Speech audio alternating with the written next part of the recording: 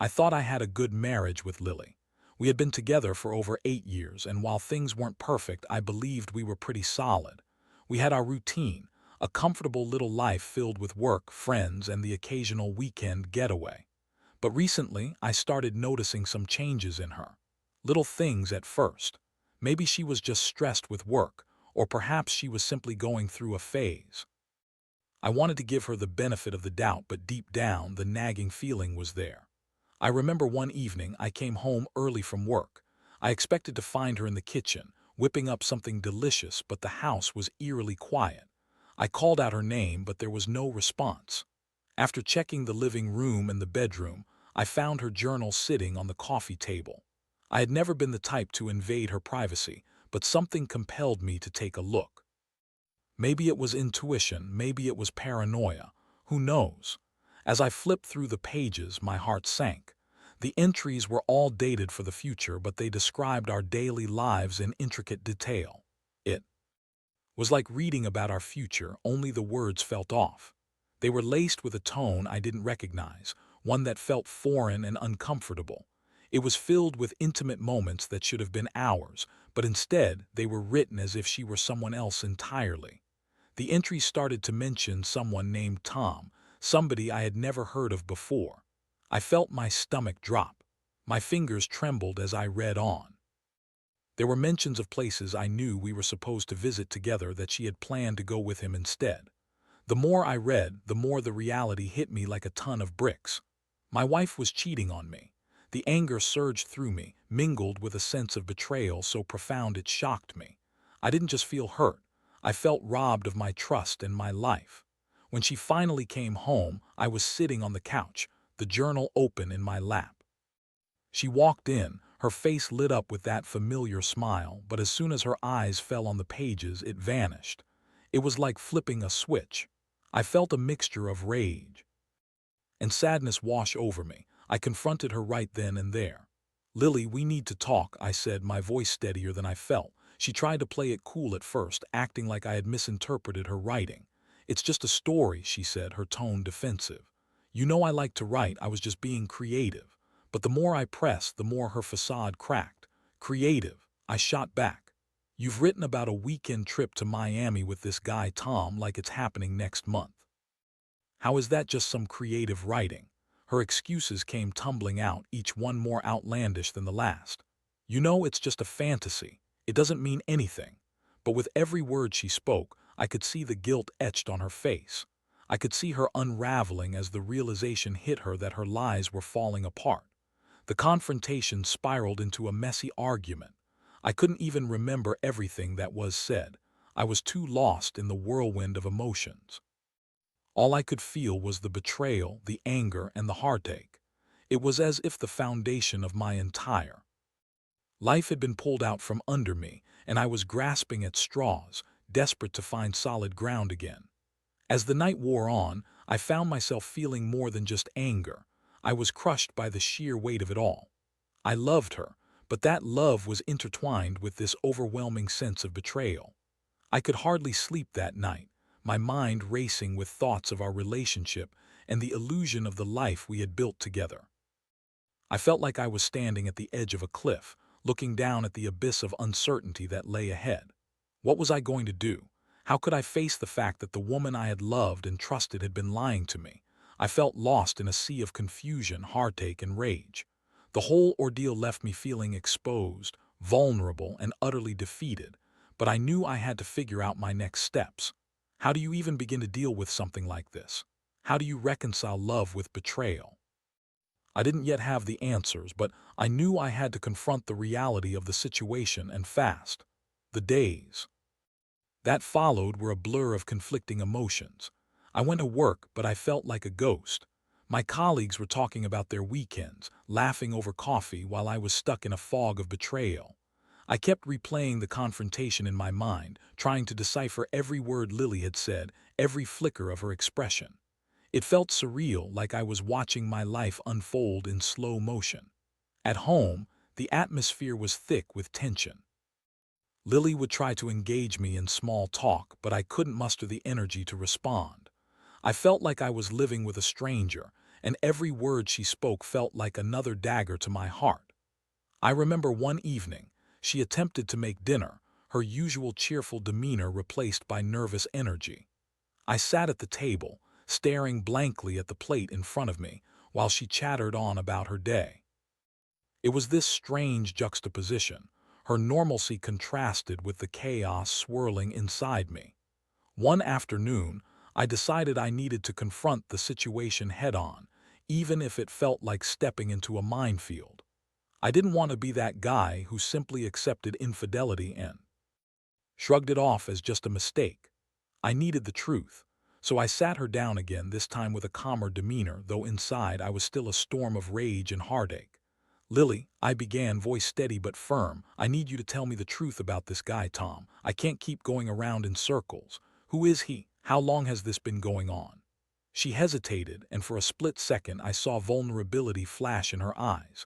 But then she steeled herself, crossing her arms defensively. "He's just a friend from work. It's not what you think." "Not what I think," I shot back, incredulous. "You wrote about planning a trip with him. That's not just friends hanging out. How could you do this to us?" Her excuses spiraled again, filled with half-truths and blatant lies. "I was just upset. I needed someone to talk to. You've been distant lately, and I felt alone." "Alone?" I echoed, anger bubbling up again. "You think talking to some guy behind my back is the answer? Why not come to me instead?" Lily's eyes narrowed as she shifted the blame, her tone turning defensive. "You've been so consumed with work and your hobbies, I didn't think you'd care." Each word felt like a slap, and I fought to keep my composure. I had never seen her so cold and dismissive. How had we arrived at this point? This was not the woman I had married. I shared a life with her, countless memories, and yet here she was, rationalizing her betrayal. It was infuriating. As the conversation progressed, I felt a mixture of anger and sadness. I wanted to scream, to throw things, to lash out. But I realized that this wasn't just about rage. It was about survival. I needed to protect myself, to figure out how to navigate this mess. That night, I found myself awake, staring at the ceiling as the weight of betrayal pressed down on my chest. I had no idea what I wanted to do next. Part of me wanted to throw her out, to end it there and then. But another part of me, the part that still loved her, hoped that maybe we could salvage something from the wreckage. In the following days, I started doing something I hadn't done in a long time. I began to reflect on what I truly wanted. I needed to keep my mind sharp and focused. I was no longer going to let her dictate the terms of my emotional state. I started documenting everything in a private journal of my own, my thoughts, feelings, and the timeline of events as they unfolded. The more I wrote, the more clarity I gained. I realized that I had been living in a fog, allowing her actions to dictate my emotions. I needed to take control back. I couldn't keep justifying her behavior or clinging to the remnants of what we once had. The trust was shattered beyond repair, and I had to face that reality. After a few days of introspection, I decided it was time to talk to Lily again, but this time with a definitive purpose. I needed to lay my cards on the table and make it clear where I stood. I wanted honesty, and more than that, I wanted a plan, whether it was to work on our marriage or to figure out how to separate cleanly. When I finally sat her down, I felt a mixture of dread and determination. "Lily, I've been thinking about everything," I said, my voice steady yet firm. "I can't keep living like this, pretending everything is fine. I want to know what you really want, because the way things are now, I can't see a future for us anymore." Her expression shifted, confusion knitting her brows together, but there was something else in her eyes, fear. "I need you to be honest with me," I pressed. "Do you want to be with Tom, or do you want to work on us?" It was a pivotal moment, and I could feel the tension in the room escalate. I braced myself for whatever answer was coming, knowing it could change everything. Lily stared at me, and for a moment I thought I saw a flicker of genuine emotion cross her face, but then she quickly masked it with a defensive facade. "You're being dramatic, Kyle," she said, crossing her arms. "You're twisting everything I've said. It's not like that at all." "Not like that," I echoed incredulously. "You've been writing about this guy, planning trips with him. How can you deny that it's anything less than an affair?" Her eyes narrowed, and I could tell she was preparing to dig her heels in. "I told you it's complicated. I was lonely, okay? You've been preoccupied with your own life. I didn't think you'd care." The words burned, and I felt my anger rising again. "So you thought cheating was the answer? Is that what you want me to believe?" "I didn't think it would go this far," she exclaimed, her voice rising defensively. "I thought it was just harmless fun, a distraction. You're making this sound worse than it is." I shook my head, disbelief coursing through me. "Harmless fun? You're lying to yourself, Lily. You can't pretend this isn't a huge deal. I thought we were better than this." "I'm sorry, okay," she said, her eyes pleading. "I messed up. I was just trying to find some excitement in my life. You can't blame me for that." I felt my heart sink. This was the woman I had loved, who now seemed so far removed from the person I had built my life with. There was a time when I would have fought to defend our relationship, if only to remind her of the love we shared, but now as I sat across from her it felt like I was fighting for a ghost. "Lily, I need you to be honest with me," I said, my voice steady despite the turmoil inside. "Do you want to fix this, or are you going to keep making excuses?" She hesitated, her eyes darting away from mine. I could see the conflict churning within her. Finally she spoke, her voice softer. I don't know. I need some time to think." Time. It was a word that felt loaded with implications, and I wasn't sure if I wanted to give her that. But I also understood that rushing her wouldn't solve anything. I was fighting against my own instinct to act decisively, to cut her out of my life for good. Instead, I needed to understand where we stood, together or apart. "I can't keep living in this limbo," I said, my tone more vulnerable now. "If you need time, then I'll give it to you, but I need you to be honest about where your heart is. Do you want to be with me, or do you want him? It's not that simple," she exclaimed, frustration creeping into her voice. "Life isn't simple. You made a choice and it's had consequences. I can't just act like everything is fine while you figure out what you want. You need to decide if you want to fight for us or if you want to pursue whatever you have with him." Her silence spoke volumes. I felt a mixture of sadness and resignation wash over me. I had laid my cards on the table, and now it was up to her to sort through her feelings.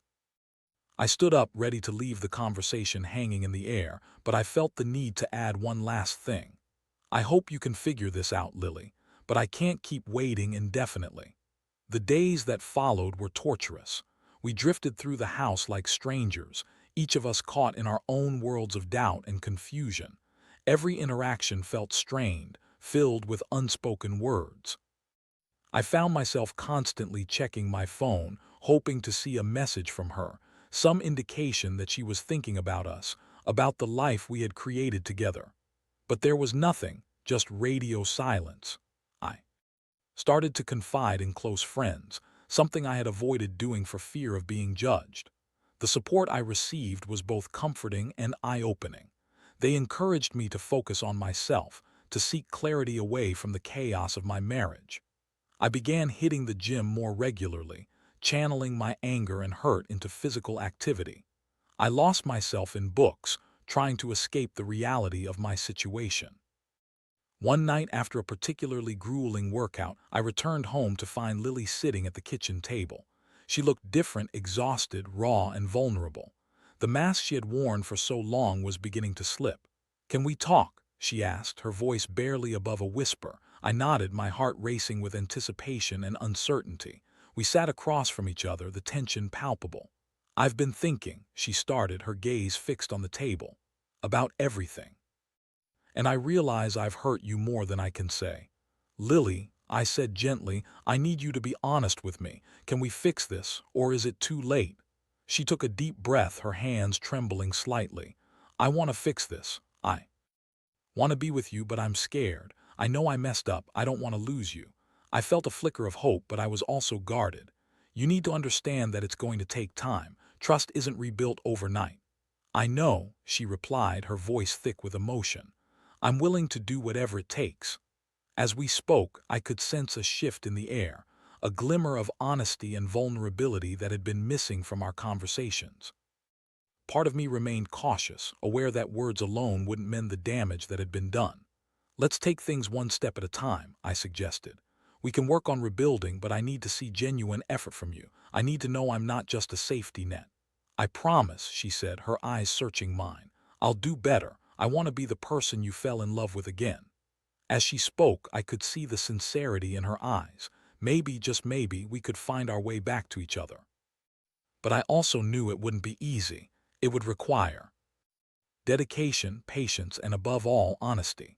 I took a deep breath, feeling a mixture of trepidation and cautious optimism. We were at a crossroads, and while the path to healing would be long, I was willing to explore it, if she was too.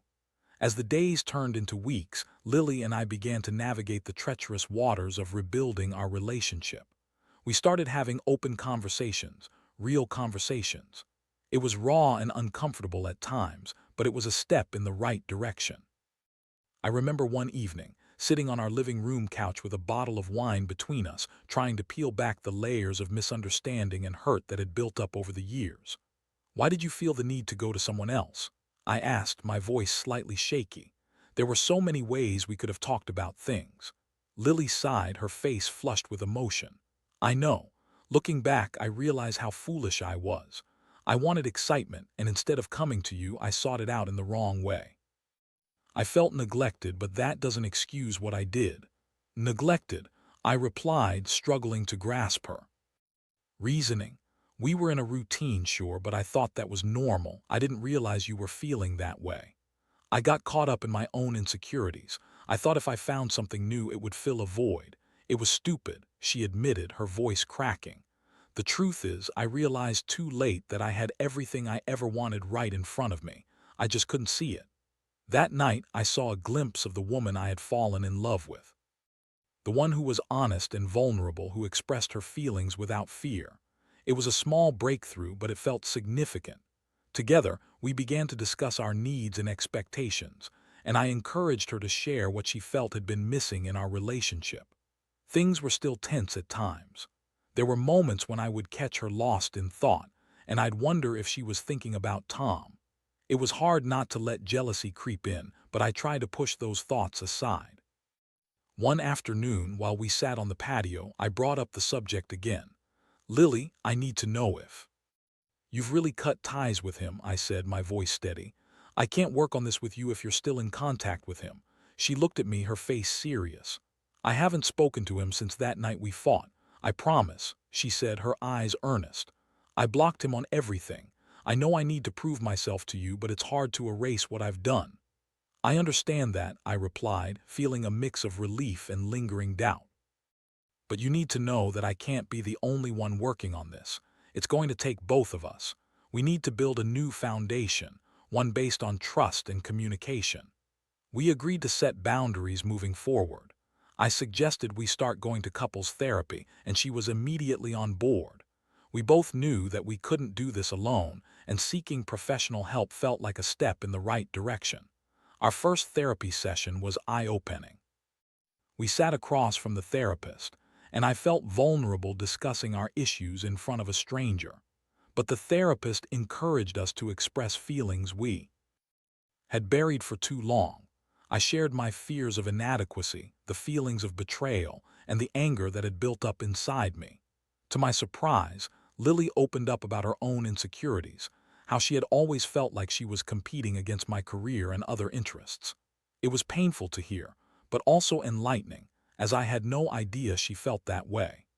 The therapist facilitated conversations that we had avoided for years, highlighting the importance of communication in our relationship.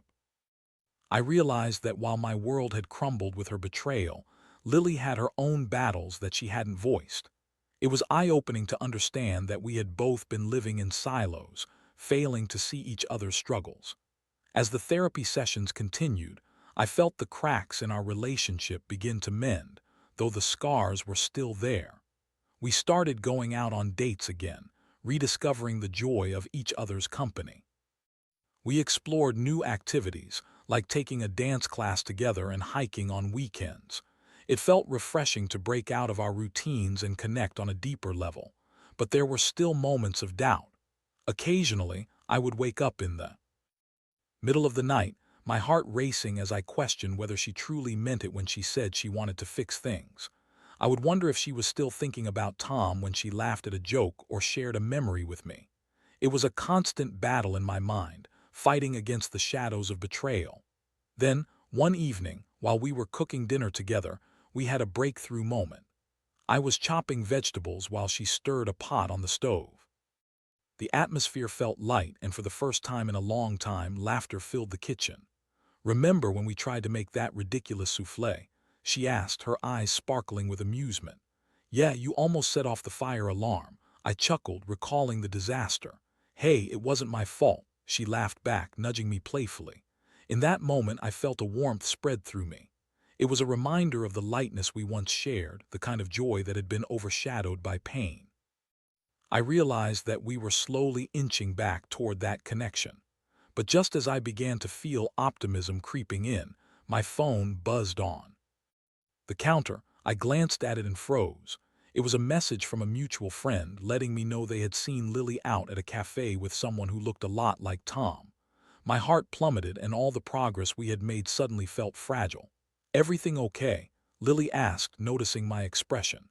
I turned to her, my voice shaking as I asked, "Who were you with at the cafe today?" Her face paled, and I could see the color draining from her cheeks. I I was just grabbing coffee with a friend," she stammered, but I could see the panic in her eyes. I had to take a breath, feeling that familiar anger resurface. "What friend? You said you blocked him. Why didn't you tell me?" Panic turned to frustration as she tried to explain. "I didn't think it was a big deal. I ran into him and we just talked for a few minutes. I didn't want to upset you." "Not a big deal." I felt my chest tighten with betrayal. "You're still not grasping how serious this is. I need you to understand that this isn't just about you anymore. This is about us." She opened her mouth to protest, but I cut her off. "I thought we were working on rebuilding trust. You promised me honesty. How can you expect me to believe you when you keep things from me?" "I didn't mean for it to happen," she pleaded, tears welling in her eyes, but her words fell flat in the face of my overwhelming hurt. It felt like we were back at square one, and the fear of losing everything again washed over me. "Maybe we need to take a step back," I suggested, my voice trembling with emotion. "I can't keep going on if you're still talking to him. I thought things were getting better, but if this is what it looks like, maybe I need to rethink everything." The devastation in her eyes mirrored the turmoil in my own heart. Would I have the strength to walk away if it came to that? The days after that confrontation felt like a dark cloud hanging over me. I could hardly focus on anything. My mind was a whirlwind of emotions: anger, confusion, and a profound sense of betrayal. I had believed we were on the right track, and yet here we were, back in the arena of distrust and hurt. Lily and I barely spoke after that. She would try to reach out, but every time I saw her, I felt a wave of resentment. She had promised me honesty, and yet the first chance she got, she was back in contact with Tom. I felt my heart harden, the warmth we had built up over the last few weeks dissipating into a chill of withdrawn emotions.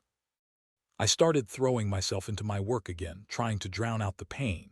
I spent long hours at the office, focusing on projects that I had neglected while we were trying to repair our marriage. But even then, the nagging thoughts invaded my mind. I found myself constantly checking my phone, half expecting a message from Lily, but there was only silence. One Friday evening, I decided to meet up with a couple of friends for drinks. I needed to escape my own reality, if only for a moment. As we gathered at our usual bar, their laughter and camaraderie offered a temporary distraction. My friend Mike, ever the jokester, tried to lighten the mood. "You look like you've seen a ghost, man. What's going on?" I sighed, running my fingers through my hair. "It's complicated. Lily and I are trying to work things out, but it feels like we're just spinning in circles." "Relationships take work, dude," he said, taking a sip of his beer. "Just make sure you're not the only one fighting for it." His words resonated with me. I knew I was fighting for something that felt fragile, but I didn't want to throw in the towel just yet. I had to believe there was still a chance for us.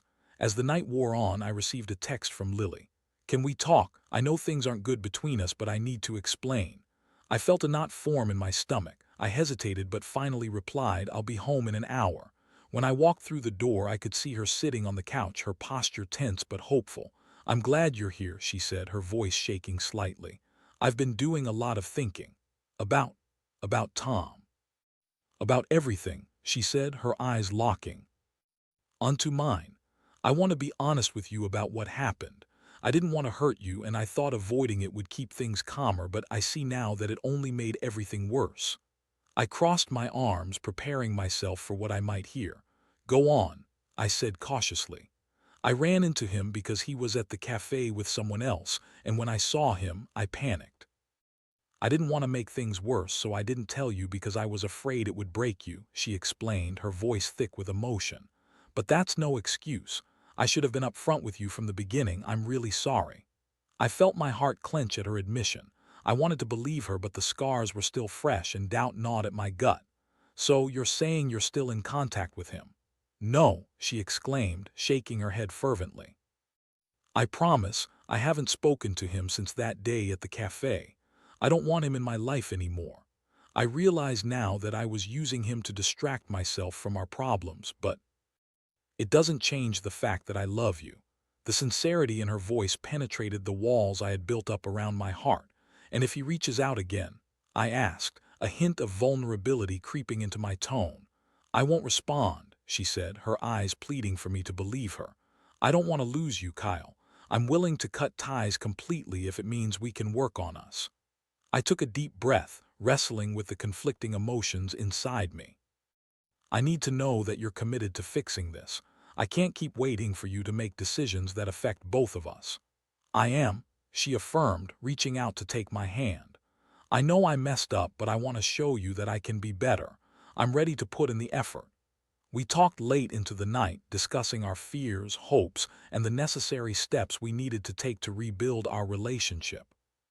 It was cathartic to voice our feelings, but I knew it wouldn't be easy to regain the trust that had been shattered. As the weeks turned into months, we committed to our therapy sessions and made a plan for addressing the issues that had led us to this point. We started spending weekends focused solely on each other, rekindling the intimacy that had faded. I found myself laughing more and enjoying her company again, but traces of that initial pain still lingered in the back of my mind. One evening, I surprised Lily with a picnic in the park. I had packed all of her favorite treats, and as we sat under the stars, I felt a sense of peace beginning to settle in. You know, I said, looking at her, I can see us making progress. It's not perfect, but it feels like we're getting somewhere. I feel that too, she replied, smiling brightly. I'm grateful for every moment we have together now. I want to show you that I'm serious about us. As we sat there, lost in conversation and laughter, I began to feel a flicker of hope. Perhaps we could emerge from this stronger than before. But I also knew that I couldn't ignore the underlying issues. Our relationship was still fragile, and I had to remain vigilant about our progress. But just when I thought we were moving in the right direction, a message popped up on my phone one fateful afternoon. It was from my friend Mike, and as I read it, my heart sank. Hey man, just saw Lily at the cafe again. She was laughing with someone who looked a lot like Tom. The world around me faded as the colors turned dull. My heart raced, and I felt a rush of anger and betrayal wash over me once more. Had she really meant everything she said? Where was the commitment she promised? The sense of impending doom loomed over me as I prepared for another confrontation. I needed answers, and this time I wouldn't let her deflect. I was done with half-truths and evasions. It was time to get to the bottom of this once and for all. I stormed home that evening, my heart pounding with a mixture of anger and betrayal. The messages from Mike replayed in my mind like a broken record, and each word felt like a stab to my already wounded heart. How could she do this to me again? After everything we had been through, the therapy, the promises, to be honest and rebuild, the thought of her laughing with Tom ignited a fire within me that I could no longer contain. When I walked through the door, I found her in the kitchen, humming to herself as she prepared dinner. The sight should have brought me comfort, but instead it filled me with resentment. I stood there for a moment, watching her, gathering my thoughts. I felt the urgency to confront her, but I also knew I needed to catch my breath first. Lily, I said finally, my voice steady but cold. Turned, her smile fading instantly as she sensed the tension in the air. Hey Kyle, you're home early, she said, trying to sound cheerful, but the quiver in her voice betrayed her. Yeah, I just got a message from Mike, I replied, crossing my arms as I fixed her with a hard look. He saw you at the cafe today, with Tom. Her expression shifted, confusion turned to panic, and I could see the gears turning in her mind as she searched for a response. I wasn't with him, she stammered, her eyes wide. I was just with some friends. And I echoed, my voice rising. You said you cut ties with him, you promised. How can you expect me to believe you when you keep lying? It wasn't like that, I swear, she pleaded, her hands trembling slightly. I didn't mean for you to find out like this. I was just there to grab a drink with a coworker. I thought we were past this. I could feel my heart racing, anger boiling just beneath the surface. You don't get to act like this isn't a big deal, Lily. You've broken my trust again. How can I even think about moving forward with you when you keep putting yourself in situations that hurt me? I didn't even know he was going to be there, she cried, tears welling in her eyes. I thought I was being careful. I'm trying to do better. Trying isn't enough. I snapped, cutting her off. You have to realize the impact your actions have on us. I can't keep doing this if you're going to keep lying to me or put yourself in a position to betray me again. We both stood there, the air thick with tension and resentment. Her tears began to flow, and I felt a pang of guilt for raising my voice, but I was just so overwhelmed with betrayal. I love you, Kyle, she said, her voice choked with emotion. I really do. I don't want to lose you. Love isn't enough when trust is broken, I replied, my heart aching. I want to believe you, but this is the second time you've put me in this position. How do I know you won't just keep spinning more lies? I'll do anything to prove it to you. I'll cut everyone out of my life if that's what it takes, she said desperately, reaching out for my hand. But I pulled away, feeling a wave of frustration wash over me. It shouldn't have to come to that, and it wouldn't if you just understood the gravity of your actions. I can't keep holding on to hope if you're still playing with fire. The silence that followed was palpable. I could see the pain in her eyes, and for a moment I felt my resolve start to waver. But then I remembered the betrayal, the pain, and the confusion that had come with it. I couldn't go back to ignoring the signs, hoping that things would magically get better. I think we need to take a step back, I said finally, my voice trembling. I can't keep doing this. Maybe we need some time apart to figure things out. Her eyes widened in shock and the tears streamed down her face. Kyle, please don't say that. I can be better. I want to be better. It's not just about wanting to be better, I replied, my heart breaking. It's about proving it to me. And right now, I don't know if I can trust you again. I just need you to give me a chance, she pleaded, her voice breaking. Maybe that chance needs to be away from each other, I said, my voice barely above a whisper. I need to think about what's best for me. The weight of my words hung in the air, and I could see the realization dawning on her. It felt like I was watching the life drain from her as she realized the implications of what I was saying. Please do. Do this, Kyle, she sobbed. I love you. I can't lose you. I wish things were different, I said, feeling tears prick my own eyes. But I can't keep living in this cycle of hurt. I need to protect myself, and right now that means stepping away. As I walked out of the room, I felt a mixture of heartache and relief. It was a painful decision, but I knew it was necessary. I had to prioritize my own well-being and decide what I wanted moving forward. In the days that followed, I took time for myself, reflecting on my emotions and what I truly wanted out of life. I began to rediscover who I was outside of my marriage.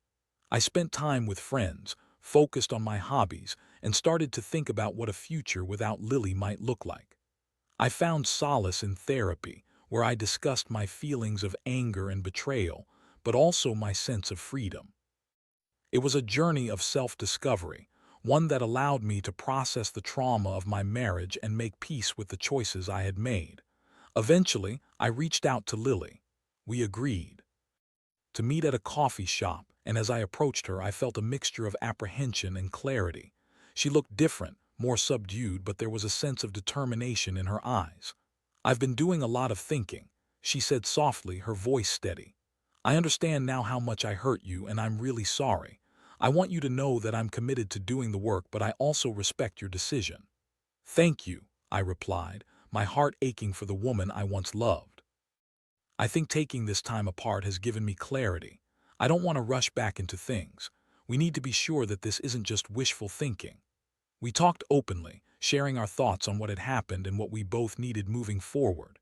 It was a poignant moment of growth for both of us, and as we parted ways, I felt a mixture of sadness and hope. I realized that regardless of the outcome, I had learned a lot about love, trust, and the importance of self-worth. It was a painful lesson, but one that would shape my future choices. I knew I had a long road ahead, but I was finally ready to embrace it, whatever it might hold.